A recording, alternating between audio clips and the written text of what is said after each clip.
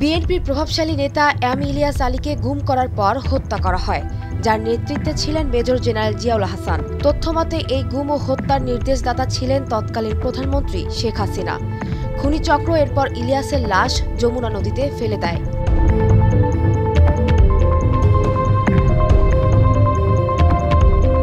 আন্তর্জাতিক অপরাধ ট্রাইব্যুনালে ১৬৪ ধারায় দেওয়া স্বীকারোক্তিতে র্যাব সদস্য সার্জেন্ট তাহিরুল ইসলাম ইলিয়াস আলীকে অপহরণের পর লোমহর্ষক হত্যাকাণ্ডের বর্ণনা দেন। গত ৫ আগস্টের পর আয়নাঘর নামক বন্দিশালা থেকে ১৫ বছরে আটক অনেকেই ছাড়া পান। তখন ফেসবুকে রটে আয়নাঘরে পাওয়া গেছে বিএনপি নেতা ইলিয়াস আলীকে। পরে জানা যায় তাকে গুমের পর হত্যা করা হয়েছে।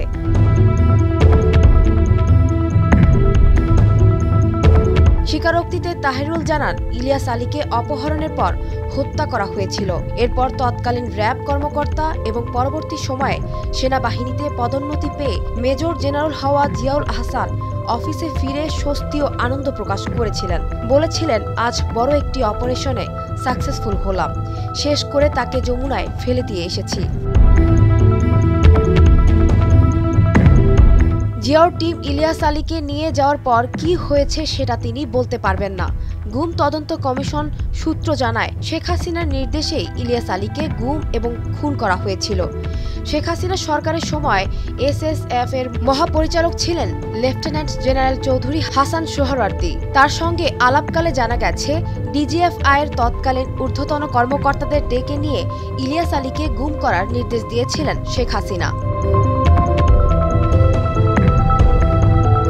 তাহিরুল আরও জানান, হত্যার আগে জিয়াউলের নির্দেশে ঘটনার রাতে শেরাটন হোটেল থেকে তিনি ইলিয়াস আলীকে অনুসরণ করেন।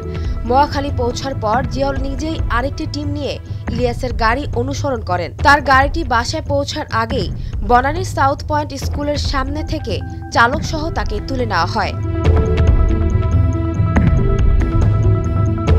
ট্রাইব্যুনাল সূত্র আরও জানায়, ইলিয়াসকে হত্যা ছাড়াও র্যাবের জিয়াউল আহসানের কিলিং স্কোয়াডের এক সদস্য একদিনে ১১ জন এবং আরেক সদস্য ১৩ জনকে খুন করেছিল।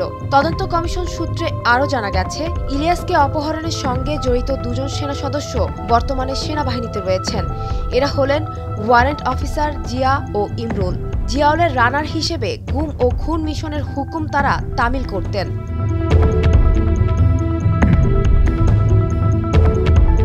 এরপর শেখ হাসিনা পুরাতন শাড়ি পরে ইলিয়াস আলীর স্ত্রী ও কন্যাকে জড়িয়ে ধরে বলেছিলেন, অভ্যন্তরীণ রাজনৈতিক বিরোধের জেরে খালেদা জিয়ার নির্দেশে অপহরণ করা হয়েছে।